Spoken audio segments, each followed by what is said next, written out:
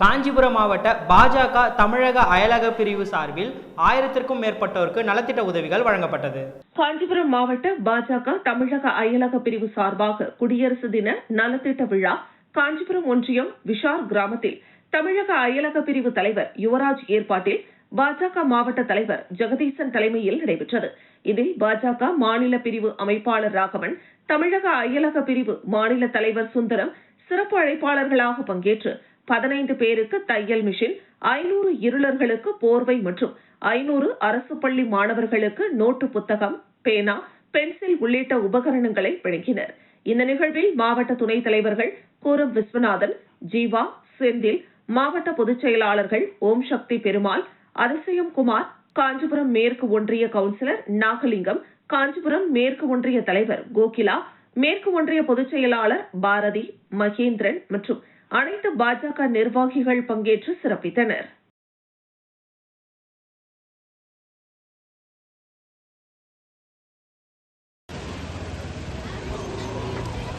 அதான் நம்மளுடைய பாஸ்போர்ட்டோட கலர் பாத்தீங்கன்னா ப்ளூ கலர் பாஸ்போர்ட். அந்த பாஸ்போர்ட்டுக்கான மரியாதை இப்பெல்லாம் நாங்க போகும்போது பார்க்கும்போது, ஓ இந்தியன்ஸா வாங்க தைரியமா போங்க, நம்மளால ஓரமா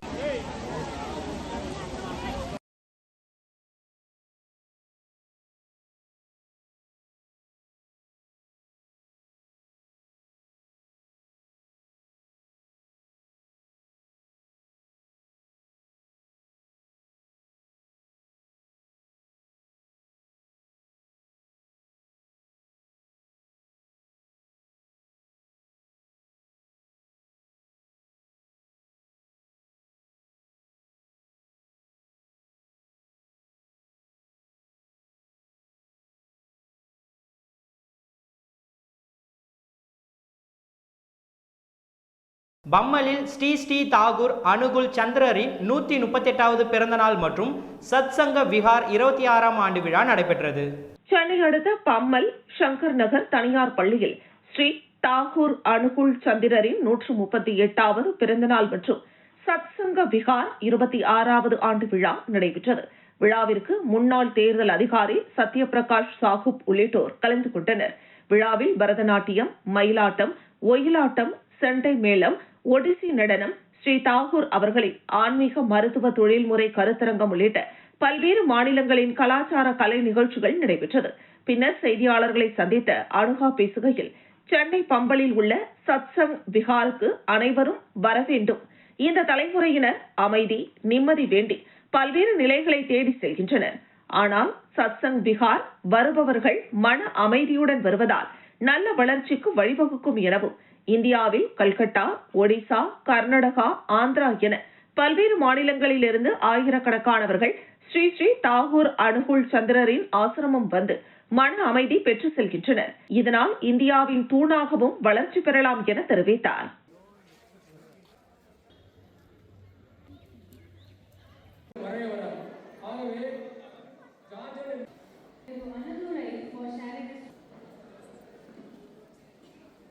Group which was for just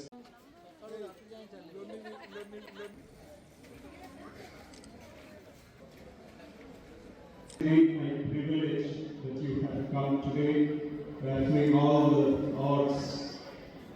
satsang Vihar Chennai Satsang விஹாரில் 26th ஆனிவர்சரி வந்து செலிப்ரேட் பண்ணுறோம். ஸோ இந்த பிளேஸ் சத்சங்கன்னு வந்து பார்த்திங்கன்னா நாங்கள் ஏன் வரோம்னா, எங்களுக்கு வந்து இங்கே ரொம்ப மனசு ரொம்ப அமைதியாக இருக்கும். எங்கள் எல்லாருக்கும் வந்து ரொம்ப பீஸாக ஃபீல் ஆகும். இப்போ இந்த ஜென்ரேஷனில் வந்து பார்த்திங்கன்னா, நான் பார்த்தது வந்து என்னோடய ஃப்ரெண்ட்ஸாக இருக்கட்டும் ஆர் அதர் கலீக் மெம்பர்ஸாக இருக்கட்டும், அவங்க வந்து கிளப்பிங்கில் வெளியில் போயிட்டு அந்த மாதிரி வந்து ரொம்ப பீஸாக வந்து ஃபீல் பண்ணுவாங்க. ஆனால் நாங்கள் வந்து சத்சங் எங்கள் குருஜி கிட்ட வந்து ஃபீல் பண்ணுவோம். ஸோ சத்சங்கில் வந்து நாங்கள் வந்து ஸ்ரீ தாகூர் அனுகுல் சந்திர வந்து எங்கள் குருவா. ஸ்ரீ பாலாஜி பாடி லேபர் ஒர்க்ஸ் புதிய நிறுவனத்தை லாரி உரிமையாளர்கள் சங்கங்களின் கூட்டமைப்பு மாநில தலைவர் யுவராஜ் அவர்கள் ரிப்பன் வெட்டி துவக்கி வைத்தார். செங்கல்பட்டு மாவட்டம் சிங்கபெருமாள் கோவில் ஸ்ரீ பாலாஜி பாடி லேபர் ஒர்க்ஸ் நிறுவனத்தை லாரி உரிமையாளர் சங்கங்களின் கூட்டமைப்பின் மாநில தலைவர் யுவராஜ் ரிப்பன் வெட்டி துவக்கி வைத்தார். இந்த நிறுவனத்தில் மல்டி வாகனங்கள் அனைத்திற்கும் பாடி கட்டுதல், எஃப்சிக்கு தேவையான அனைத்து விதமான வேலைகளும் பாலாஜி பாடி லேபர் ஒர்க்ஸ் நிறுவனத்தில் செய்து தரப்படும். இந்த புதிய நிறுவன துவக்க விழாவில் மாநில செய்தி தொடர்பாளர், தமிழ்நாடு மாநில லாரி உரிமையாளர் சங்கங்களின் கூட்டமைப்பு சிங்கை கணேஷ், வாகன உரிமையாளர்கள், முக்கிய பிரமுகர்கள் என ஏராளமானோர் கலந்து கொண்டு சிறப்பித்தனர்.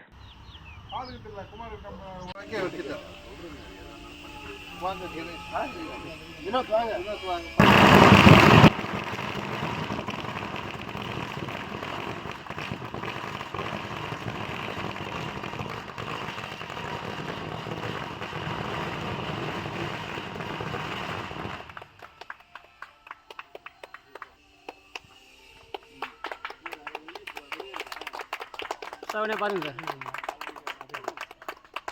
Okay sir.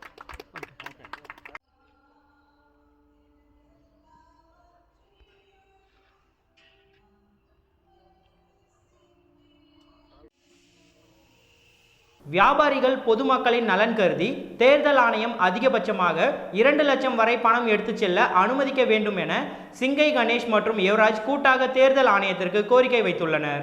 செங்கல்பட்டு மாவட்டம் தமிழ்நாடு மாநில லாரி உரிமையாளர் சங்கங்களின் கூட்டமைப்பின் மாநில தலைவர் யுவராஜ், மாநில செய்தி தொடர்பாளர், மாநில லாரி உரிமையாளர் சங்கங்களின் கூட்டமைப்பு சிங்கை கணேஷ் இணைந்து செய்தியாளர்கள் சந்திப்பில் தமிழ்நாட்டில் விரைவில் சட்டமன்ற தேர்தல் வர இருப்பதையொட்டி தேர்தல் காலத்தில் வியாபாரிகள், பொதுமக்கள் 50,000 ரூபாய் மட்டுமே எடுத்துச் செல்ல வேண்டுமென தேர்தல் நேரத்தில் தேர்தல் ஆணையம் பல்வேறு விதிமுறைகளை விதித்து வருகிறது.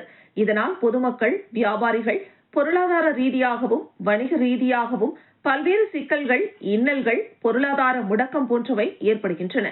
இதனை கருத்தில் கொண்டு தேர்தல் ஆணையம் 2 லட்சம் ரூபாயை எடுத்து செல்ல அனுமதிக்க வேண்டுமென தமிழ்நாடு தேர்தல் ஆணையத்திற்கு மாநில லாரி உரிமையாளர் சங்கங்களின் கூட்டமைப்பின் மாநில தலைவர் யுவராஜ், மாநில செய்தி தொடர்பாளர், மாநில லாரி உரிமையாளர் சங்கங்களின் கூட்டமைப்பு சிங்கை கணேஷ் தேர்தல் ஆணையத்திற்கு கோரிக்கை வைத்துள்ளனர். வருகின்ற சட்டமன்ற பொதுத் தேர்தலுக்கு தேர்தல் ஆணையம் எலெக்ஷன் கோட் ஆஃப் கான்டக்ட்ல பாத்தீங்கன்னா வியாபாரிகளாக இருக்கட்டும், பொதுமக்களாக இருக்கட்டும், யாராக இருந்தாலும் 50,000க்கு மேல் பணம் எடுத்து செல்லக்கூடாது என்ற ஒரு விதி இருக்கிறது. அந்த விதியில் உடனடியாக தேர்தல் ஆணையம் தளர்வு கொடுக்க வேண்டும். குறைஞ்சபட்சம் 2.5 லட்சம் 3 லட்சம் ரூபாய் வரை வியாபாரிகளும் சரி, பொதுமக்களும் சரி எடுத்து செல்லலாம் என்ற ஒரு தளர்வு கொடுக்கப்பட வேண்டும். 50,000 ரூபாயில் 4 கிராம் தங்கம் கூட வாங்க முடியாது இன்னைக்கு. ஏன்னா தங்கத்தினுடைய விலை அவ்வளவு பெரிய உச்சத்துல இருக்கு. தங்கத்தினுடைய விலை குறைப்பதற்கு அரசு தயாராக இல்லை. ஆனால் வியாபாரிகளும் பொதுமக்களும் எடுத்து செல்லக்கூடிய அந்த பணத்திற்கு தளர்வு ஏற்படுத்த வேண்டும். அந்த கட்டுப்பாடை எல்லாம் தளர்வு கொடுத்து பொதுமக்கள் அதிகப்படியா 2 லட்சம் 3 லட்சம் ரூபாய் வரை பணம் எடுத்து செல்லலாம் என்ற ஒரு சிங்கையில் நடைபெற்ற நிகழ்ச்சி ஒன்றில் பங்கேற்ற தமிழ்நாடு மாநில லாரி உரிமையாளர்கள் சங்கங்களின் கூட்டமைப்பு தலைவர் யுவராஜ் மற்றும் மாநில செய்தி தொடர்பாளர் சிங்கை கணேஷ் ஆகியோர் பத்திரிகை மற்றும் ஊடகத்துறை நண்பர்களை சந்தித்தனர். சிங்கையில் நடைபெற்ற நிகழ்ச்சி ஒன்றில் பங்கேற்ற தமிழ்நாடு மாநில லாரி உரிமையாளர்கள் சங்கங்களின் கூட்டமைப்பின் தலைவர் யுவராஜ் மற்றும் மாநில செய்தி தொடர்பாளர் சிங்கை கணேஷ் ஆகியோர் பத்திரிகை மற்றும் ஊடகத்துறை நண்பர்களை சந்தித்தனர். அப்போது தலைவர் யுவராஜ் கூறுகையில் 20 ஆண்டுகளை கடந்த 1 லட்சம் வாகனத்திற்கு மேல் கட்டண உயர்வால் எஃப்சி செய்யாமல் நிறுத்தி வைக்கப்பட்டுள்ள நிலையில் பல லட்சக்கணக்கான தொழிலாளர்கள் மற்றும் உரிமையாளர்கள் குடும்பங்கள் பாதிக்கப்பட்டுள்ளது. அண்டை மாநிலங்களான கர்நாடகா, கேரளா, ஜார்க்கண்ட் போன்ற பல்வேறு பகுதிகளில் உயர்த்தப்பட்ட கட்டணம் குறைக்கப்பட்டுள்ளதை மேற்கோள் காட்டி இதுகுறித்து தமிழக அரசும் கட்டணத்தை குறைக்க உடனடியாக நடவடிக்கை எடுக்க வேண்டும் என்றும், நிர்பயா திட்டம் என வாகனங்களுக்கான VLTD என்ற வாகன கண்காணிப்பிற்கான புதிய கருவி லாரிகளுக்கு தேவைப்படாது என்றும், அது பயணிகள் வாகனங்களுக்கு மட்டுமே போதும் என்றும், இதற்காக பல்லாயிரக்கணக்கான ரூபாய் செலுத்த வேண்டும் என்று தமிழ்நாடு போக்குவரத்து ஆணையர் கூறி வருவது ஏற்புடையதல்ல எனவும், இதனோடு ஆண்டுதோறும் சாலை பாதுகாப்பு வாரம் என்பது கண்துடைப்பிற்காக தமிழ்நாடு அரசால் பின்பற்றப்படுகிறதை தவிர எந்த முன்னேற்றமும் காணப்படவில்லை. 6 ஆண்டுகளாக தொடர்ந்து சாலை விபத்தில் தமிழ்நாடு முதலிடத்தில் உள்ளது என்று குறிப்பிட்டார். மேலும் இந்த நாட்டின் பொருளாதார முதுகெலும்பாக லாரி உரிமையாளர்கள் இருக்கின்றனர். அவர்களின் கோரிக்கையை மாநில அரசும் மத்திய அரசும் உடனடியாக அவர்களின் வாழ்வாதாரத்தை காப்பாற்றவும் அவர்களின் பல்வேறு கோரிக்கைகளை உடனடியாக நிறைவேற்றி தர வேண்டும் என பொதுமக்களும் கோரிக்கை வைத்துள்ளனர். பாத்தீங்கன்னா இப்போ இந்த எஃப்சி கட்டண உயர்வு மத்திய அரசு கொண்டு வந்த இந்த எஃப்சி ஓல்டு மாடல் வெஹிக்கிள் உடைய கட்டண உயர்வு வந்து 28லேருந்து 30,000 ரூபாய் வரைக்கும் உயர்த்தப்பட்டு இருக்கிறது.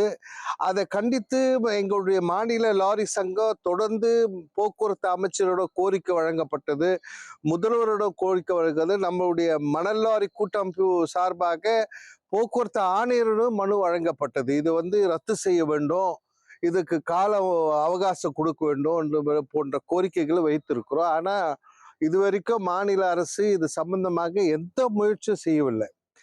இதனால பாத்தீங்கன்னா தமிழக செங்கல்பட்டில் தேசிய சாலை பாதுகாப்பு விழிப்புணர்வு பேரணியை மாவட்ட ஆட்சியர் துவக்கி வைத்தார். செங்கல்பட்டில் மாவட்ட நிர்வாகம், காவல்துறை மற்றும் வட்டார போக்குவரத்து துறை இணைந்து தேசிய சாலை பாதுகாப்பு விழிப்புணர்வு பேரணி நடைபெற்றது.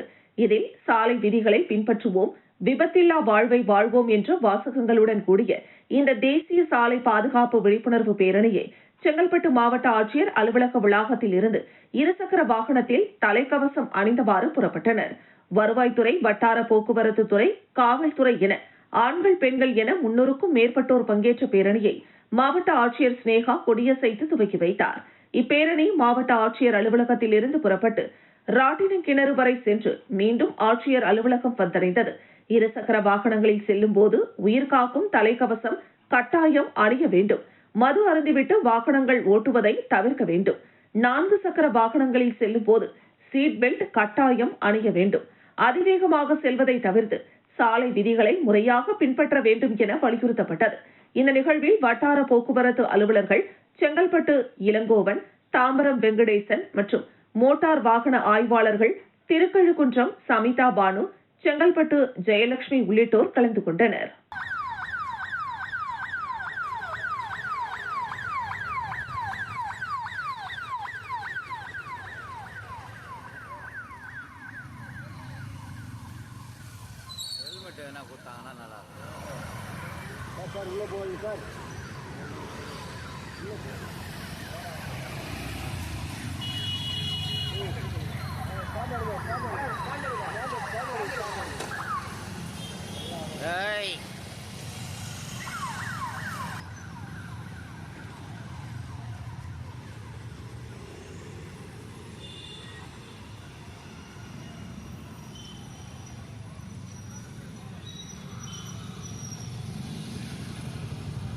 முடிச்சூரில் அக்ஷயா அறக்கட்டளையின் வெள்ளி விழா. கலைமாமணி லதா சேதுபதி, கலைமாமணி பூச்சி முருகன் கலந்து கொண்டு விழாவை கௌரவித்தனர். சென்னை அடுத்த முடிச்சூரில் அக்ஷயா அறக்கட்டளையின் வெள்ளி விழா நடைபெற்று வருகிறது. வெள்ளி விழாவிற்கு சிறப்பு விருந்தினராக கலைமாமணி லதா சேதுபதி, கலைமாமணி பூச்சி முருகன் கலந்து கொண்டு நிகழ்ச்சியை துவக்கி வைத்து பல்வேறு கலை நிகழ்ச்சிகளை கண்டு மகிழ்ந்தனர். மேலும் முதியோர்களின் சினிமா பாடல் நிகழ்ச்சி நடைபெற்றது. வெள்ளி விழாவை முன்னிட்டு மருத்துவ முகாம் மற்றும் விழா வளாகத்தில் கிளி ஜோசியம், மெஹந்தி உள்ளிட்ட ஸ்டால்கள் அமைத்துள்ளனர். வெள்ளி விழாவில் 400க்கும் மேற்பட்ட முதியோர்கள் மற்றும் அறக்கட்டளை நிர்வாகிகள், சமூக ஆர்வலர்கள் உட்பட ஏராளமானோர் கலந்து கொண்டனர். பின்னர் செய்தியாளர்களை சந்தித்து பேசிய அக்ஷயா அறக்கட்டளையின் நிறுவனர் கோபாலன் பேசுகையில், நன்கொடையாளர்களுக்கு நன்றி சொல்லும் விதமாக ஆண்டுதோறும் இந்த விழா நடைபெறுகிறது. எங்கள் அறக்கட்டளையில் 400 முதியவர்கள் உள்ளனர். ஒவ்வொரு முதியவருக்கும் 10,000 ரூபாய் செலவாகிறது. இவர்களுக்கு மருத்துவ செலவு, அறுவை சிகிச்சை, இறுதியில் அவர்களின் ஈமச்சடங்கு உள்ளிட்ட அனைத்தும் நாங்கள் செய்து வருகிறோம். இதற்கு எங்களுக்கு உறுதுணையாக இருக்கும் நன்கொடையாளர்களுக்கு எங்கள் மனமார்ந்த நன்றி எனவும், மேலும் இந்த அறக்கட்டளை மூலமாக ஆங்கில பள்ளி தொடங்கப்பட்டுள்ளது. இந்த ஆங்கில பள்ளியில் படிக்க இயலாதவர்களை சேர்த்து படிப்பதற்கும் 12ஆம் வகுப்பு போன்ற மாணவர்கள் படிப்பு செலவிற்கு உதவி செய்வதாகவும் தெரிவித்தார்.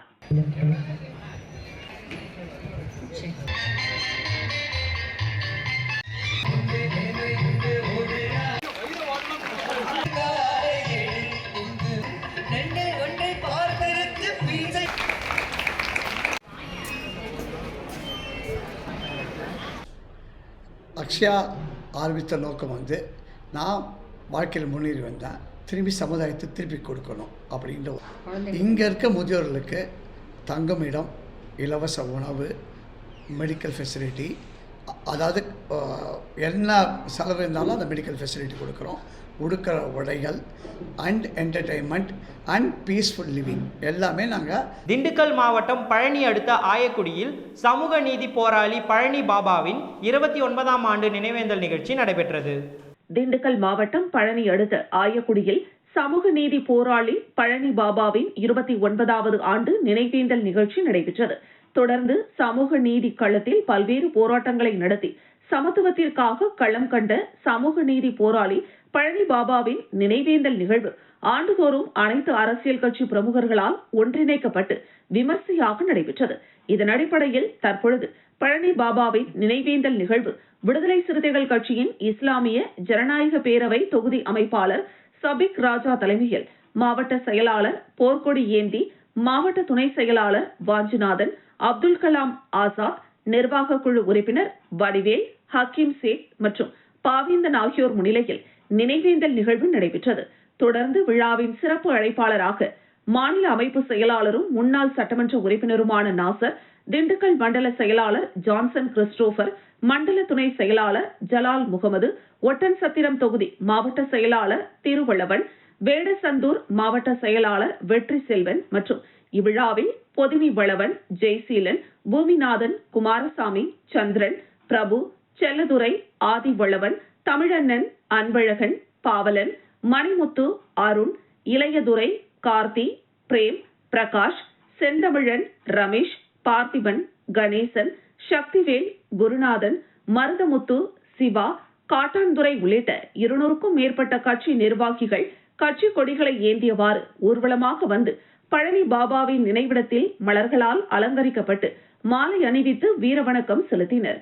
தொடர்ந்து பழனி பாபாவின் புகழ்பாடும் விதமாக பல்வேறு கோஷங்களை எழுப்பியும் பல்வேறு கருத்துக்களை எடுத்து கூறியும் பழனி பாபாவின் 29வது ஆண்டு நினைவேந்தல் நிகழ்ச்சி நடைபெற்றது.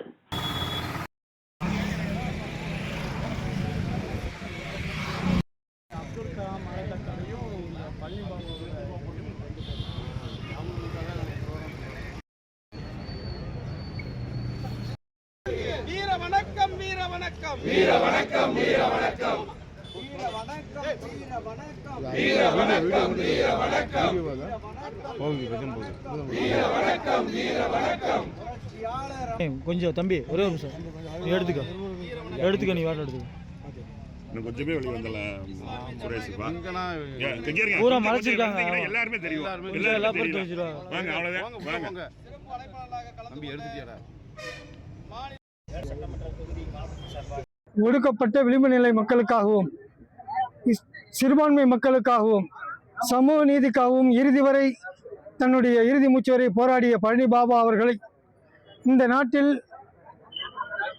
அக்கிரமத்தை பரப்புகின்ற, இந்த நாட்டில் நிம்மதியை சீர்குலைக்கின்ற பாசிச சக்திகள் அன்றைக்கு வெட்டி படுகொலை செய்யப்பட்டார்கள். அந்த படுகொலை செய்யப்பட்டதன் காரணமாக இன்றைக்கு இளைஞர்களிடையே இன்றைக்கு பழனி பாபா அவர்களை பற்றிய நிறைய செய்திகள் போய் சேர்கின்றன. அதன் வாயிலாக இன்றைக்கு அனைத்து சமூக மக்களும் இன்றைக்கு அவர் பேசிய பேச்சை கேட்டு இந்த நாட்டிலே சமூக நீதி எந்த ஆசிய கோப்பை 2026 தொடங்குவதை ஒட்டி இந்தியாவின் ஒரே UCI வகுப்பு 1 டிராக் சைக்கிள் ஓட்ட போட்டிக்கு சென்னை விமான நிலையம் வந்த இந்திய சைக்கிள் கூட்டமைப்பின் பொதுச் செயலாளர் மணிந்தர் பால் சிங் அவர்களுக்கு உற்சாக வரவேற்பு அளித்தனர். இந்த ஆண்டின் இந்தியாவின் ஒரே UCI வகுப்பு 1 சர்வதேச டிராக் சைக்கிள் ஓட்ட போட்டியான டிராக் ஆசிய கோப்பை 2026 நாளை முதல் 31ஆம் தேதி வரை இந்தியாவில் முதல் வெள்ளொளி விளக்கு வசதி கொண்ட திறந்தவெளி வெலோட்ரோமான மேலக்கோட்டையூரில் உள்ள SDAT சைக்கிள் ஓட்ட வெலோட்ரோமில் நடைபெறுகிறது.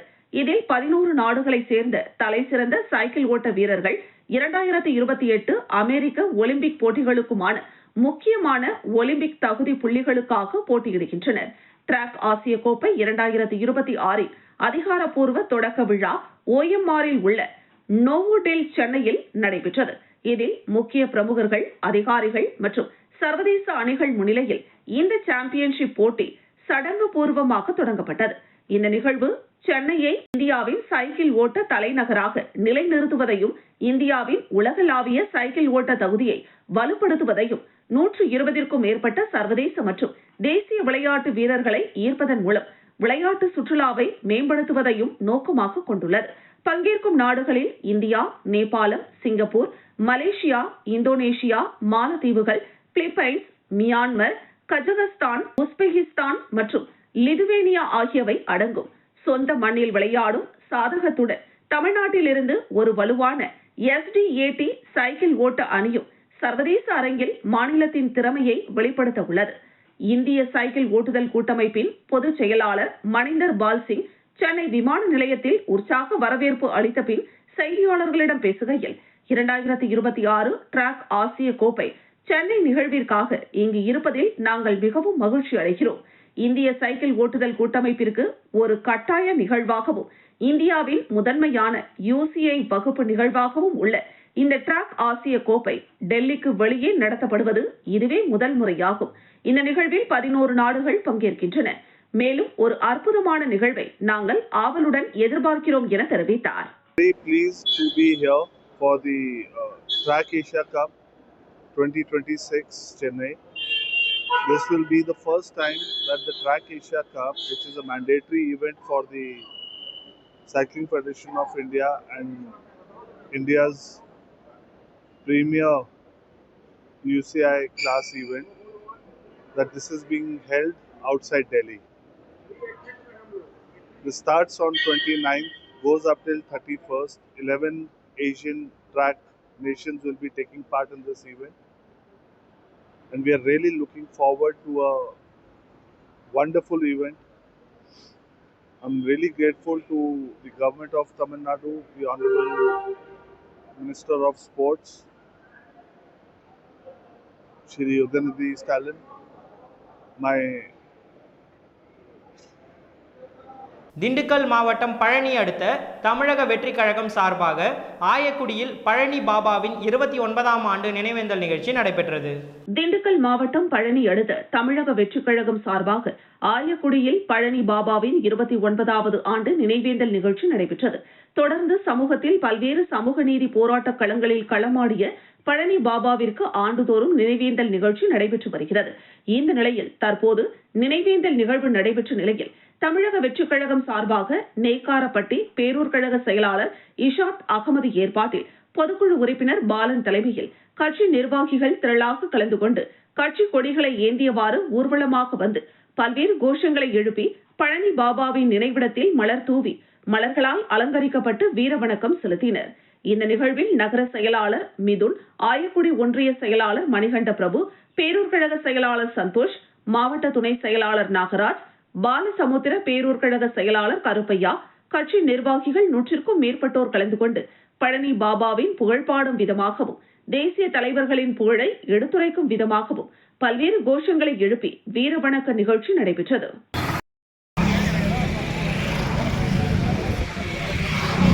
அப்துல் கலாம் அறக்கட்டளையும் பழனி பாபாவோட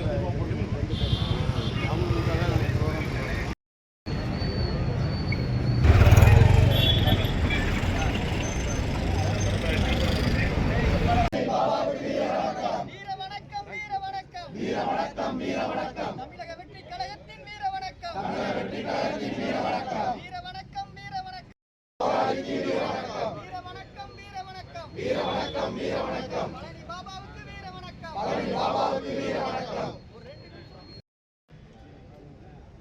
தலைவர்களின் அரசியல் பொதுச்செயலர் ஆனந்தன் அவர்களின் வழிகாட்டல்படியும் எங்கள் மாவட்ட செயலாளர் கார்த்திகராஜன் அவர்களின் அவர் செல்லும் வெற்றிக்கு என்று மக்களுக்கு உறுதியாக இருப்போம். நன்றி.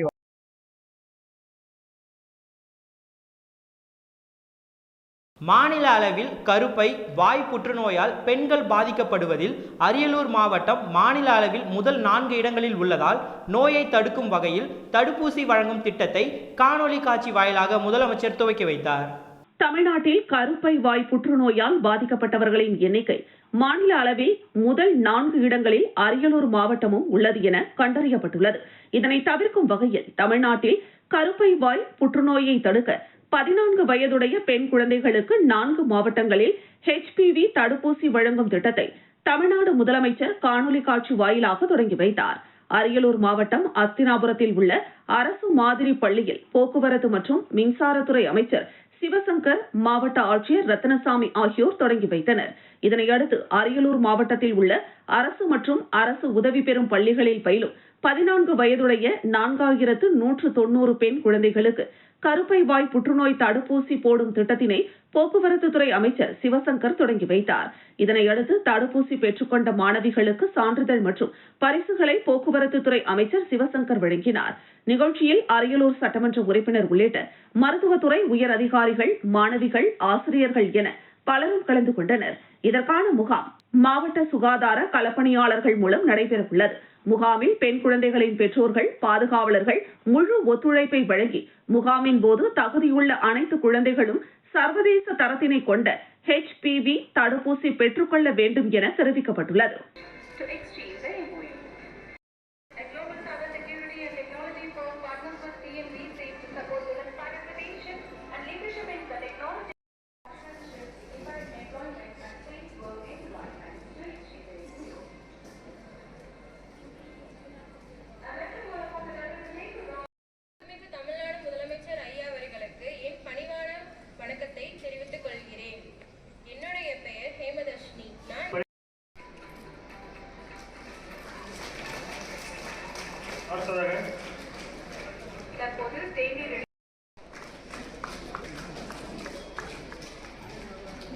ராகவி,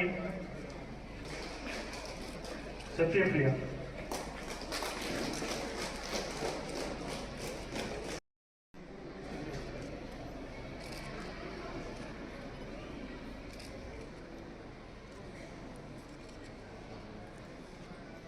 விழுப்புரம் மாவட்டம் திண்டிவனம் அடுத்த மயிலம் வள்ளி தெய்வானை சமேத சுப்பிரமணிய சுவாமி கோவிலில் தை மாத கிருத்திகையை முன்னிட்டு தங்கமயில் வாகன உற்சவம் வெகு விமர்சையாக நடைபெற்றது.